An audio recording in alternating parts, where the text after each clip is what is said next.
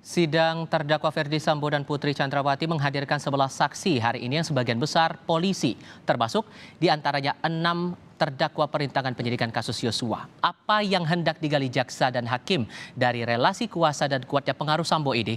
Lalu mengapa kini mantan anak buah Sambo marah dan merasa dikorbankan? Sudah bergabung bersama kami saat ini mantan Wakapolri Komjen Purnawirawan Ugroseno dan kuasa hukum keluarga Yosua Nelson Simanjuntak. Bang Nelson, Pak Ugroseno, selamat sore, apa kabar? Selamat sore, kabar baik. Kevin. Saya mulai dengan Anda dulu, Pak Ugroseno. Saksi-saksi ini beberapa diantaranya pangkatnya kombes, ada yang brigjen, posisinya cukup signifikan, dan mereka kena prank, dibohongi. Kok bisa jenderal ini berbohong begitu? Menurut Anda gimana tuh, Pak Ugroseno? Ya, ini sebetulnya yang di sidangnya kasus apa dulu? Kasus OJ-nya atau kasus pembunuhan? Untuk kasus pembunuhannya juga, kasus OJ-nya juga, karena kan dikenakan 2 dakwaan begitu kepada Ferdy Sambo ini. Iya kan, berarti kan sidangnya ada 2 kasus. Karena sidang ini sidang pokoknya pembunuhan yang direncanakan oleh Pak Ferdy Sambo atau sidang OJ karena katakanlah merusak TKP seperti itu. Saya belum tahu nih. Dalam kasus apa yang disidangkan sekarang? Tadi salah satu polisi bahkan menangis karena mengikuti perintah dari Ferdy Sambo untuk mengamankan itu tadi, terutama mengamankan CCTV itu tadi, dan kemudian sekarang menyesal karena mengikuti arahan, mengikuti perintah dari atasan ini. Gimana tuh menurut Anda, Pak? Ya, kalau dalam sidang pokok pembunuhan yang direncanakan kan terpisah dengan katakanlah yang bagian dengan OJ tadi. Saya dari awal sudah bilang, kalau sidang OJ ini sebetulnya Hendra Kurniawan, Pak Agus dan sebagainya ini kan cukup dengan kode etik. Yang saya sayangkan itu kenapa ini kode etik masuk ke pidana.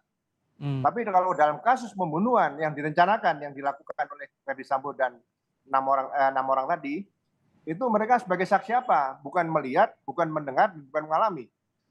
Ini yang perlu diluruskan bagi saya, karena kalau dicampur-campur saya sendiri ikut bingung.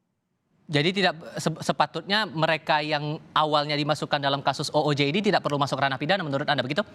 Nggak perlu. Yang katakan OJ cukup dengan kode etik, ya penegakan kode etik. Kemudian kalau yang Ferdy Sambo adalah Ferdy Sambo. Dan kasusnya 6 orang itu Pak Ferdy Sambo, di samping dia melakukan perbuatan pidana pembunuhan yang direncanakan, juga melakukan obstruction of justice. Tapi kalau bagi yang Hendra Kurniawan, Agus dan lain-lain, itu masuk cukup dengan kode etik. Karena di mana-mana tidak ada kode etik dibawa ke ranah pidana. Dan menurut Anda Ferdy Sambo ini punya pengaruh yang cukup kuat begitu, bisa mengarahkan banyak pihak, mengarahkan banyak orang untuk bisa mengikuti segala arahannya, begitu? Ya, ini yang perlu diperbaiki dari awal. Selalu saya bilang ini kembali kepada pedoman hidup dan pedoman kerja kita. Jadi selama ini orang merasa bahwa setiap anggota Polri itu harus tunduk setia saat pada pimpinannya, itu tidak ada.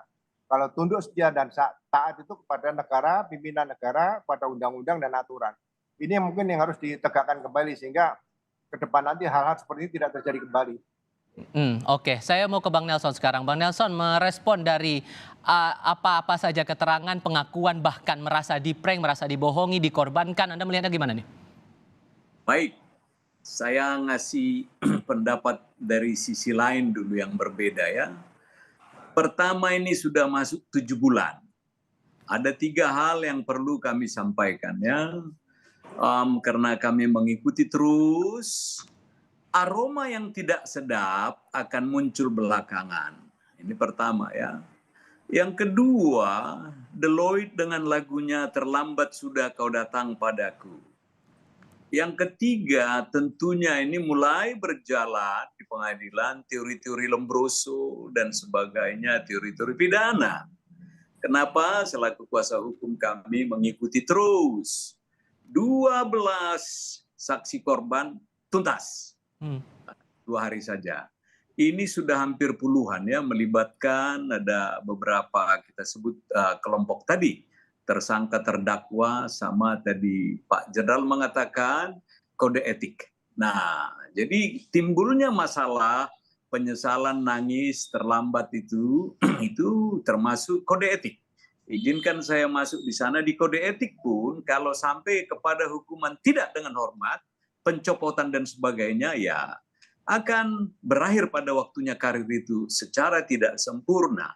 Dari sinilah mari kita lihat kesaksian itu pun, atau katakan andai kata ini, jadi bukan praduga, kalau saya penyidik yang selama ini terlatih, diklat dan tentunya jam terbang, ya tahu bahwa ini perintah atasan di bawah tekanan dan sebagainya.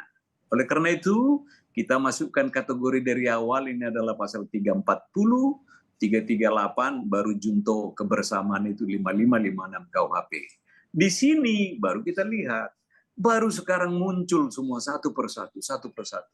Satu divisi bisa terlibat di dalamnya, mulai dari rentannya, izinkan kita menyebut dari mulai Polres Jakarta Selatan, kita minta ditingkatkan, di Polda dilewatkan sampai ke Mabes Polri.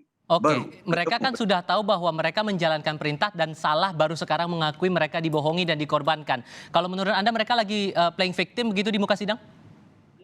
Kalau di muka sidang ya, tetapi ketika di bawah komando, itu hati nurani. Saya izin mengutuk Pak Jenderal tadi, Pak Groseno, yang mana perintah pimpinan yang diikuti.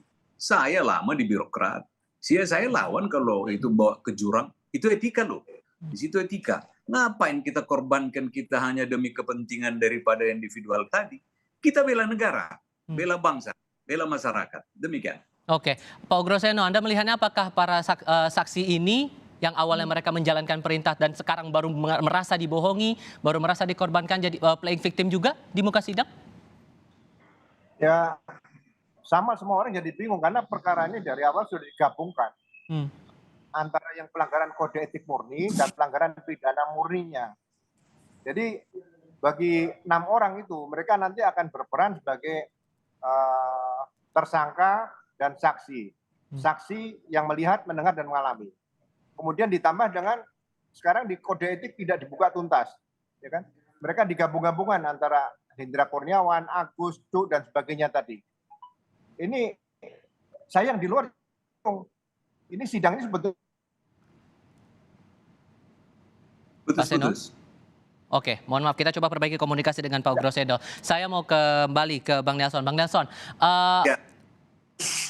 sudah tahu salah, sudah tahu itu tidak baik untuk keselamatan mereka dan karir mereka, tapi tetap mengikuti arahan. Bahkan tidak mampu membantah omongan Sambo, arahan Sambo untuk tetap melakukan itu. Jadi apa yang salah ya menurut Anda ini? Satu hal ya, saya larikan sedikit.